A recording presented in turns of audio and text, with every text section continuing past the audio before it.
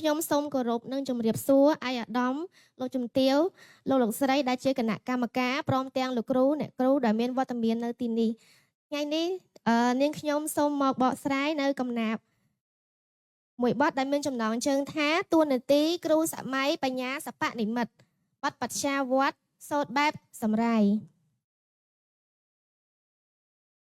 សម័យទំនើប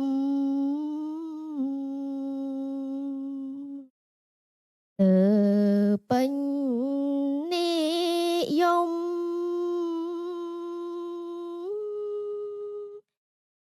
គ្រូគ្រឹងអំរំ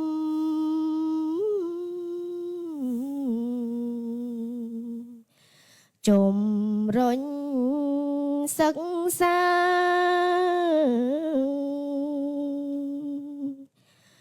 បំពេញនាទីអង្គពីចិន្តា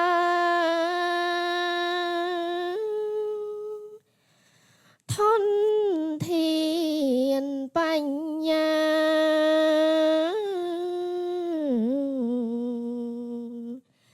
ស្ដាងភិងវត្ត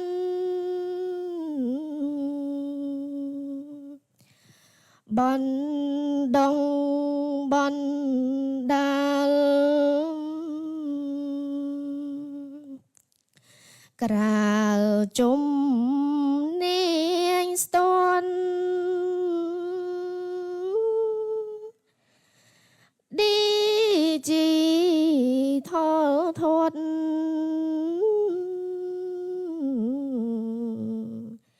អិនផ្លន់ភ្លាំងភ្លេច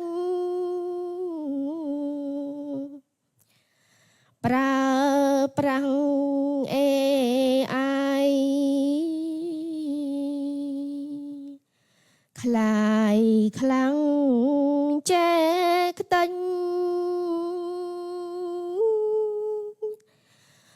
លូនលងរំពេញ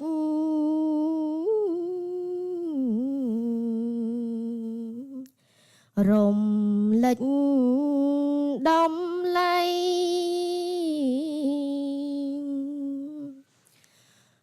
គ្រូអ្នកបងកើតចាំងខងវិស័យកិនគូកែខៃ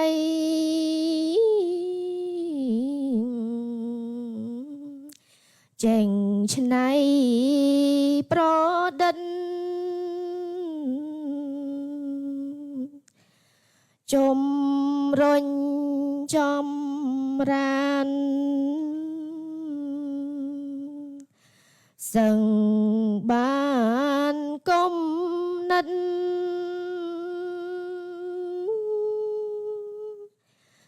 ចេញវិញភៀងកិន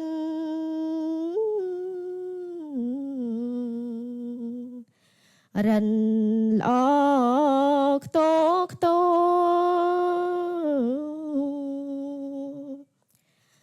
ជួយអង្គភិងវត្តផណាត់សីឡាំងធ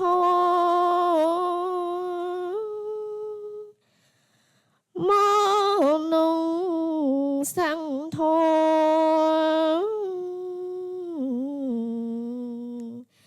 គាំទ្រសង្គមបណ្ដងបណ្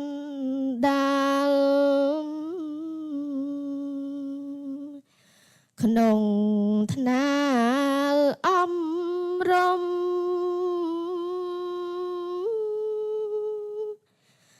ជំ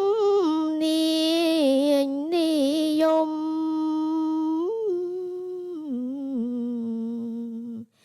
ក្នុងសង្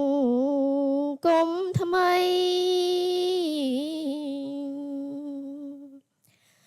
បញ្ញាសំបាំងនាងមិនល្បាញល្បី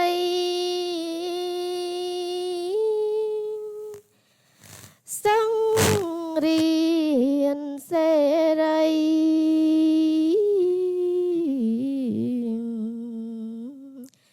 តាមក្តី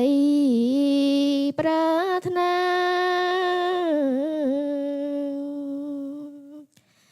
ជំនាញជីវិតរិនតែអង្គចា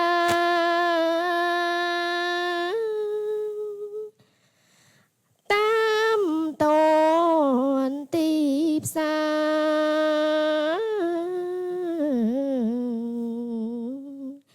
ការងារក្រុមយ៉ាងចាសសូមអរគុណ